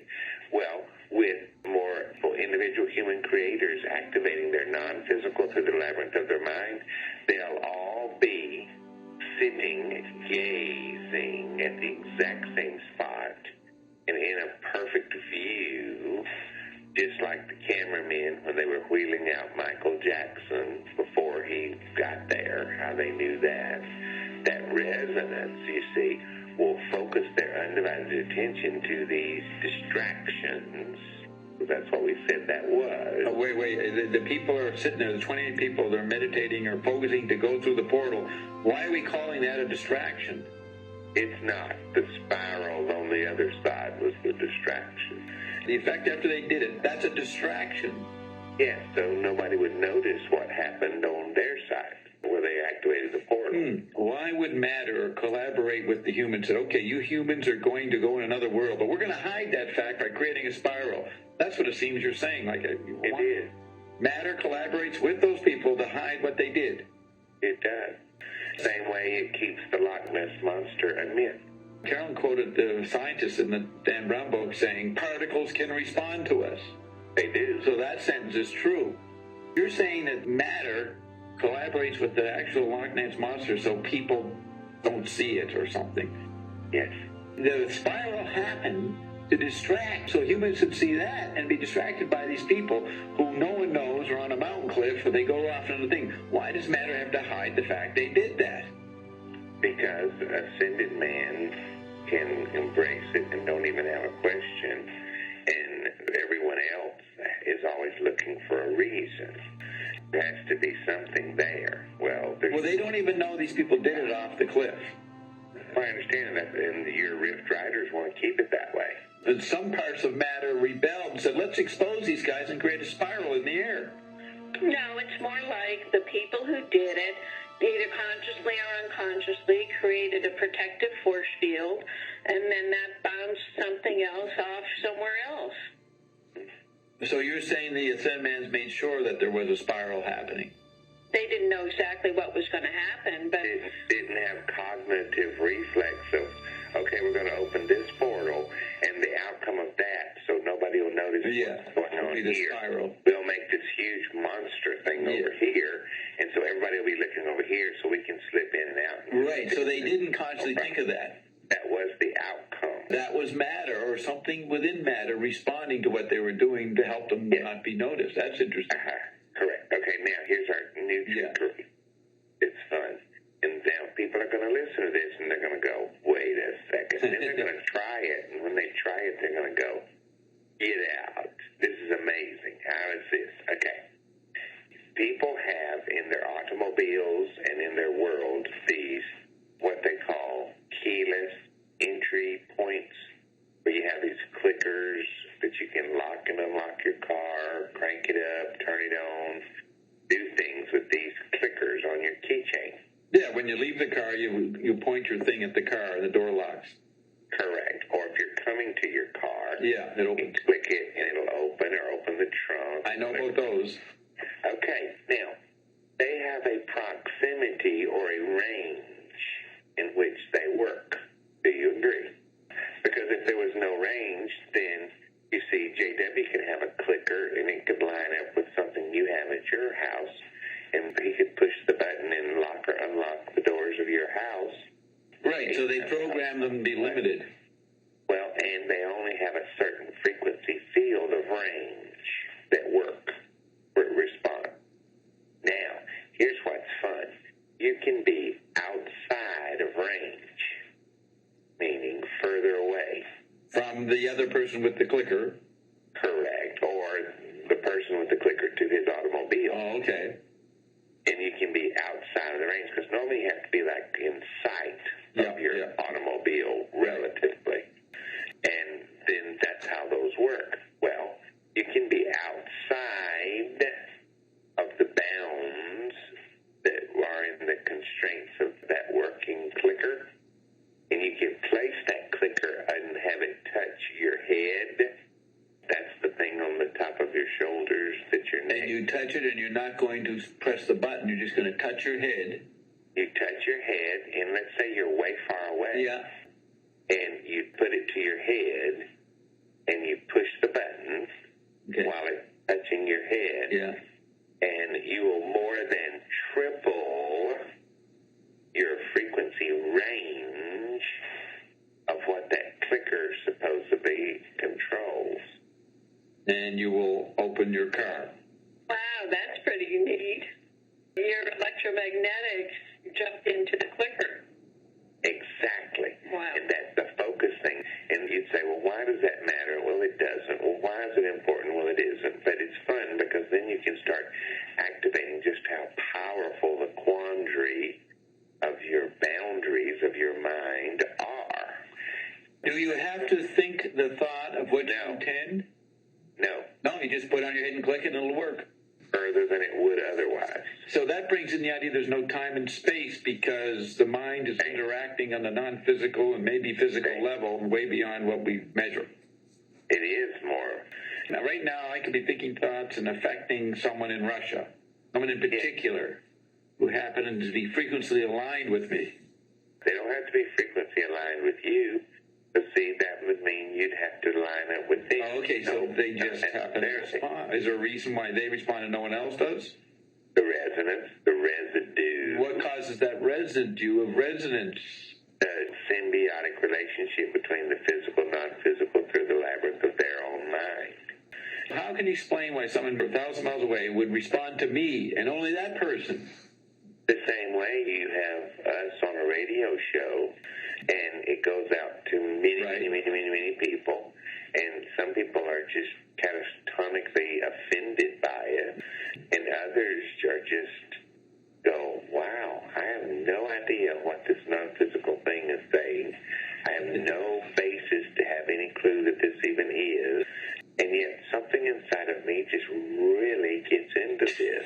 There's a resonance. I don't even know what the words mean. And then he starts talking about these every dynamic of the body that science hasn't even necessarily figured out exactly yet. They got little... Oh, wait, but who starts talking about that? We do. When you were talking on the show, right? You start providing some content, yeah. And they want content, but it becomes over the head of most. Yeah. But they don't care about that. They still have a resonance with it, the same way your clicker resonates with your particle accelerator, if that's what you'd like to call it. The clicker, not your Hadron Collider. The clicker, particle accelerator, the clicker in your hand for the car, right? Or are you shifting over to Hadron Collider? No, in Hadron, we're talking about the head. Yeah, the Hadron rather than the Hadron. You're talking about the clicker on the head, right? Correct. Yeah, and you call it particle accelerator. That field, that magnetic field that you have is, whether you accept it or not, like and its dimensions are not measurable. And so that's exactly correct. Good, very good. And that's a dynamic, and if that information that we just gave and we're playing with, if that brings you, Bob, into the notion, the place of grasping that you indeed have more power than you know, then you see that becomes an anomaly that you can use as a human creator, Bob, to validate just how fabulous this being empowered place feels. Then you understand that everything you're communicating is communicating all over the place, and there will be particles, people responding. That would explain why, the Snicker bars show up. And not only do they show up, there's others that will engage them because of your salivation regarding them. Yeah, like Jared gave us the new boogie board. So the blue. Exactly. Right when we need a new one. Exactly. Because there's all this communication going on. It lined itself up on your behalf. So that's why we call these future terrestrials now terrestrials, because it's all this now communication going on. Carolyn would have bought you one and brought it home, but to haul it would have just been silly. So this spiral is incredible. It's the first time the effect of people portaling has been seen. Can we explain this on cash flow, or are we not allowed to publish it? Sure not. No one will believe it. These people that portal, what do they experience when they go to another world? Do they travel around like us in our, quote, dreams when we're sleeping, go shopping in Bombay? What are they experiencing? A blissful state of freedom. Well, when you describe our trips at night, we go shopping in Bombay, we go to Pakistan, we go to South America, and Carolyn gets her in a knot about purchasing something, and I'm arguing over the price. These different little anecdotes happen. How could we anecdotalize what some of them are experiencing? They have specific journeys that they have desires to engage. Sometimes it's to figure out what to do back here. Right. Sometimes it's to see how a climactic experience will play out. You see, if it's just without its flow. But they've been doing this for a while. It's not their first time doing it. Sure, I mean, you could do the same thing with how do people feel when they live in Michigan and when they go to Florida for the winter. Do they go to worlds that are exact replicas of our world? No. You can go to other worlds. That's the point. You wouldn't go on vacation to Maui, Bob, because you're already in. Yeah, but we go to Bombay, which is something we experience in this world, and we go to Bombay in our travelings at night. Sure. But they are purposely going to different worlds, not doubles of our world. Are we going to the parallel world Bombay, Carolyn, or are we going to the Bombay on this planet when we go to Bombay? Parallel or Bombay. Done both. We go to both. So these people, are they all ages, the 28 that did this? Or they have no time? I mean, they're all two, Bob. They're all two. No, well, what do they look like? You know, what do they look? They look like humans. They have eyes and heads. What ages do they look like? They look ageless, Bob. Are you saying these are like Saint Germain people that are floating about that are really ascended and quite removed from your local Rotarians and Kiwanis people and local Freemasons? But yet could fit right into your neighborhood and you would just think they were cool. And are they some that were born in other worlds? Some. Yeah, so they're like those guys who were overseeing CERN. They come from other worlds. Now, we were talking about this today, Carol and I. The people in the parallel world, we're a parallel world for them, and they're a parallel world for us. And some of them can travel, but there are many people in the parallel world who are as oblivious as the ones around us here about the parallel world reality. Well, of course, yes. Yeah, it's the same. It's the same ratio. Well, same difference, yes. So Ion is implying that 1/3 in previous statements of the world is parallel world occupants. They weren't born here. Is it a different percentage, like maybe 1/4 of the world's population, or you agree with the 1/3? Yeah, we'll stay with the third. The portal. That's a huge round, it looks like a drilled well in Guatemala City that I don't know how long it took to appear. I noticed that yesterday. What's the cover story for that? Because I saw the picture, but I scanned past it real quick. It was caused by a storm or something. It's like, oh my gosh, there was a storm and it made this great big sinkhole. Oh, right, they were talking about mudslide. California has been having mudslides forever, and, you know, it just slides off a cliff. But all of a sudden, this is this huge vent in the world, and Ion said that it's a portal. And that's what he told us last night. So all of them are open to everybody. We've been clear. All the portals and gates are open. That means they're all open. That means you're going to start seeing them everywhere. And not only are they open, you'll be able to see them. And not only are you going to be able to see them, you'll be able to go through them. And not only are you going to be able to go through them, you'll be able to come back. And what more would you like to know? They say 15 people died so far. Died or went through the portal. Right. Did they go through the portal? So how many arrived in some other world? All of them. And are they alive in that world? Yeah, so far, yes. I remember Ion predicted a couple weeks ago on Tailgate or this show or somewhere that there would be all kinds of sinkholes showing up. Well, because all the portals are open. What if all the portals are open? What good is an open portal if you can't tell where it is or what it is? You want proof. Okay, well, there's you some proof. Describe why a portal leads to a sinkhole. Because they want it to be something or it won't be. Humans can't accept that something is until they have empirical, provable, evidentiary validation that something is. And then that's what the conspiracy theorists use to then say how that Big Brother is trying to get you all. But I guess the next question that someone might ask is, Ionis told me that I have these portals in my house. Are they all of a sudden going to develop into sinkholes? They certainly could. What happened to the people that fell inside? They went to another world. They went to another world. Which one? Which hole? The Guatemala City one. Okay, that would connect to not a far world from here would be 58. Just wondering how people will come to the realization that a sinkhole is a portal. Well, when they start investigating it and find it doesn't have a bottom, and they throw the cameras down there and they leave them on record, and then there's nothing that comes back, and then up, and then the harmonic frequency around those areas are different, and then they call Stephen Hawking and they run this little chair around the hole to see if the mass of his is strong enough to keep from being sucked into the vortex of the black hole, looking for the singularity thereof. You said we're going to see the portal, so when we saw the Norwegians go through almost a gate, that spiral earlier this year, that's an example of us being able to see these things opening. Yeah. And so you want to see it, and so that'll do it for you, right? No, what it does, then you want to, okay, I saw it. Now, what does that mean? Well, it means it's a portal. Well, what does that mean? Well, it's a portal. Well, what does a portal mean? Well, it's a passageway between a different world.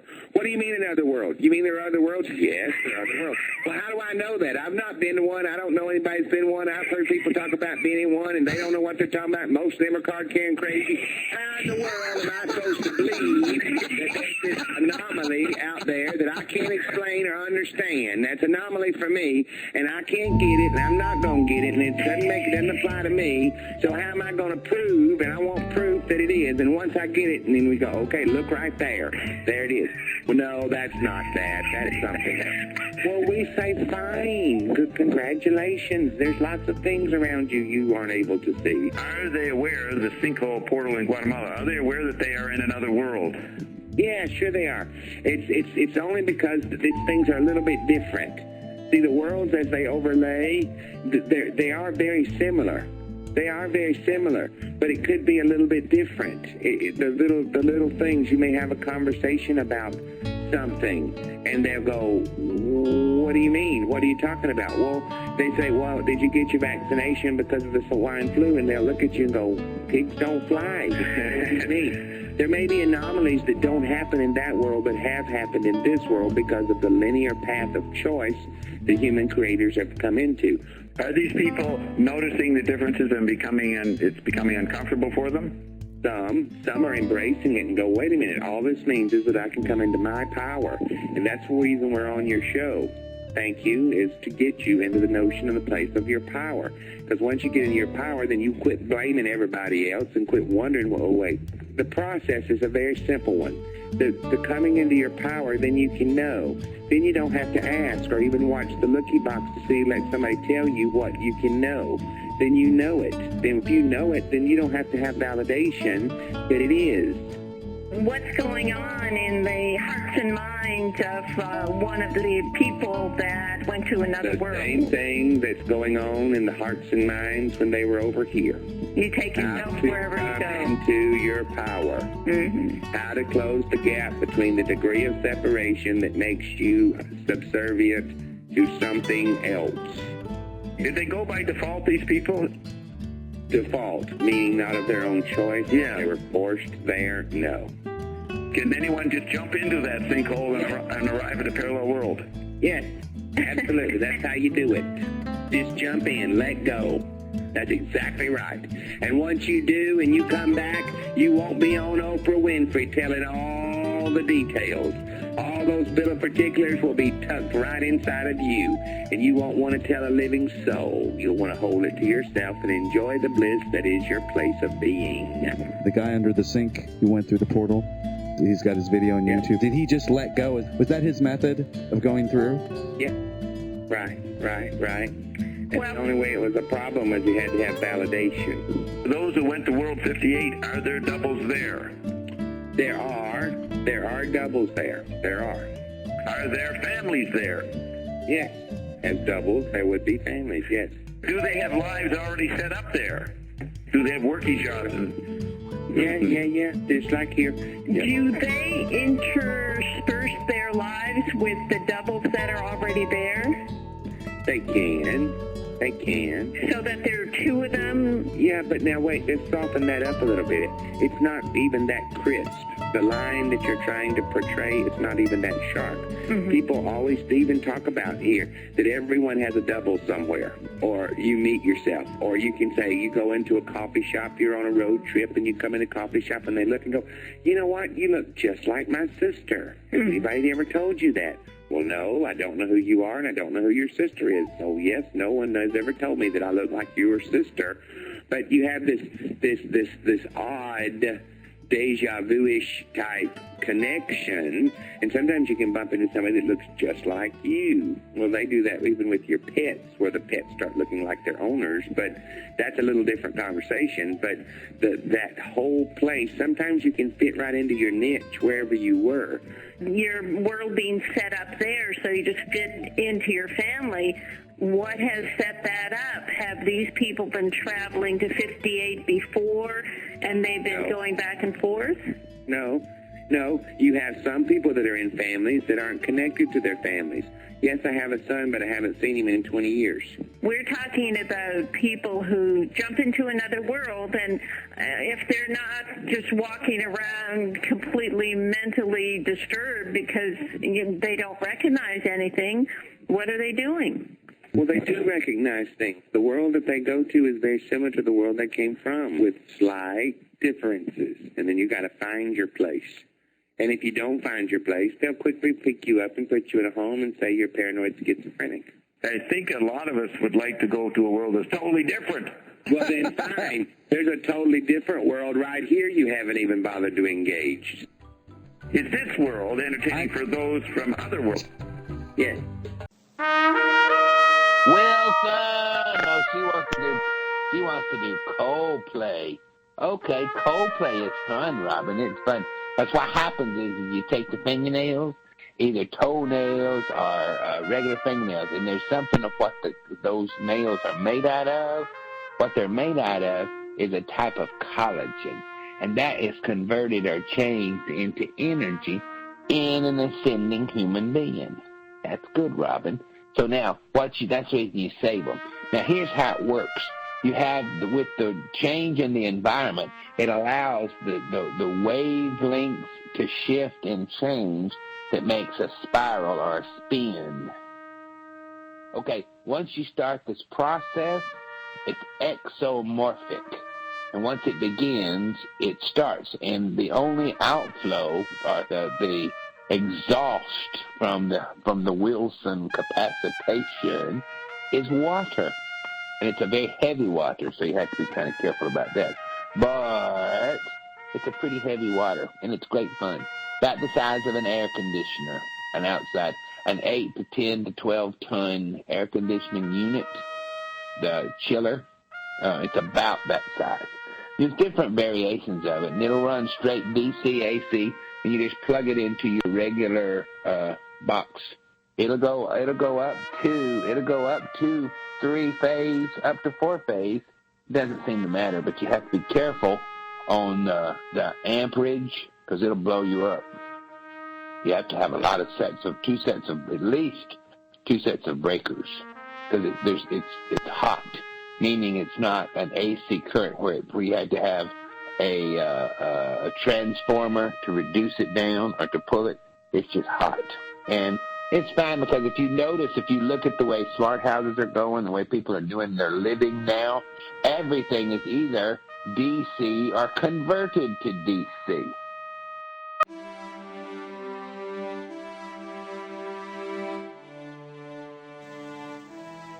Can only ascending people with I cell in them run a Coldplay? No. Once you start Coldplay, it runs. Okay. And so it'll doesn't run have for to anybody. be... You don't have to be an individual. It'll just run. It'll run with nobody. Okay. And anyone can start it? In time, they'll be able to. At first, it's a bit daunting, because when you start charging Wilson, you have to. There's a line procedure you have to do. But see, we've only started a few because everyone we've ever started is still going. So there's not much to do, but it's a several step. Somebody else will do it for them. There wouldn't be like there wouldn't be like a YouTube about how to do it. No, we think that. So it doesn't have to be and they're having great luck. And they're having great luck with it. They're having a great luck with it going. The Wilson actually fitting into the hood of the car, so it operates the vehicle too. So that's good. I spent the month of July in Atlanta, Georgia, where JW lives. He's the billionaire that Ion sometimes comes through. Ion doesn't have to be channeled, but it started off channeling through JW. So we met with the Department of Homeland Security. You brought up my Coldplay. You're aware of that. And You mentioned when I first reached out, in this most recent. Oh, did I tell you? I told you about this. Yeah. You mentioned. Well, I asked, what's up with Ion? Right. So so it's good to get this on the recording. So I spent a month meeting with the Department of Homeland Security and other government institutions because if you have something like we have, they can declare that bombs can be made from it, so they have the right to take it for national security reasons. But we're aware of that, and we're not going to let them have it, but we're still going to release it. So we're negotiating how we're going to do this. And while I was at JW's in July, I was looking at the TV show The Blacklist. You ever seen that? No, I haven't. Okay, so you look at episode 1, season 1, episode 1, the pilot episode, and this supreme smart criminal, non-criminal guy comes in. He turns himself into the FBI, and he knows way more than them about the crime networks around the world. And so he's intimidating the FBI bureaucrats. They don't know what to. If this guy, took over here, we'd be out of a job because he knows more. That was exactly what we went through. We knew more than their physicists and blah blah blah because we made the technology and they don't know how it's made. And the secret is we've got Ion helping us. It was exactly that scene where we know more than them. Yet they need our stuff because the grid's collapsing, but they will lose their authority and their edge in what they think they know if they give in to us. So it's a very interesting drama that is shown in that episode. So if you want to see what we went through in the month of July in Atlanta, look at that. Just Google, go on some network, Netflix. Yeah, right here, The Blacklist with James Spader. Yeah, so just look at the whole thing, episode 1, season 1, episode 1. Okay. That's what I'm talking about, what you're doing. Now, why am I bringing this up? I asked you when this change is going to happen. Oh, yeah. So, the change, now, we're not talking and bragging about what we have. We're saying, look, here it is, what are you going to do about it? So, that's the beginning of the implementation of it. And this stuff's so powerful, when we first developed it, it caused earthquakes. See, you occasionally have some free energy guy say, I got something here, look at this, it proves something, ponds and places and had it. But I now know, if they're not causing earthquakes, it ain't really as significant as the person thinks it is. That this stuff is so revolutionary, it tears apart the fabric of maybe a lot of what people's memes and thoughts have congealed, and that has to be torn apart. So you have the physicists are walking around. They know what we're doing. What's his name? Brief History of Time, Hawking. He started saying crazy stuff before he died because he was listening to us and trying to fit it into his theories. And life is supposed to be fun. But at the end of the day, what you need to recall and what you need to want to know, and when you know you can never unknow, is that everything in your world you created yourself. Every dynamic that is, you created. If it's got a name, you created it. And once you come to that place of power, if there's something that you don't care for, you can overlay it with one you do care for. And then you find yourself bebopping along, having fun, having joy, having contrast, preferring which flavor ice cream you like, eating as many chocolate cakes as you can slide down your throat hole, and having a marvelous, wonderful time. That's what it's supposed to be about. Folks get so tangled up in being so heavenly bound they know earthly good. And then they find themselves confounded, and then they go, well, I'm just going to get me some cancer. The cancer's the only thing that's going to help me at this point. I can't see no other way out, and I'd rather go out with cancer before them divas get us. So, you know, it just makes it so much simpler after a little bit. So humans are deciding to transition out of their meat-sack body where their creativity or creation element lies, and they use that as their excuse to no longer enjoy the place of creating. Because it isn't about living. You are an eternal being. We don't care which aliens is fixing to come probe you rectally. You are eternal. And when you get that concept in your throat hole, it becomes great. And you can turn on your pineal gland and figure it all out real fast. Because then the labyrinth of your mind won't be used to confound you and offer every concept that you can consider other than the obvious of how did all this happen, how did it get here, who, what, when, where, how, and why, that you spend all day, every day trying to figure out, and you ain't no closer than you was when you separated yourself from your power the first time. So let's talk about it one more time. We've done it 99 million times so far. Maybe the next one we'll get it. But regardless of that whole process, at the end of the day, come into your place of power. Embrace everything that brings you joy.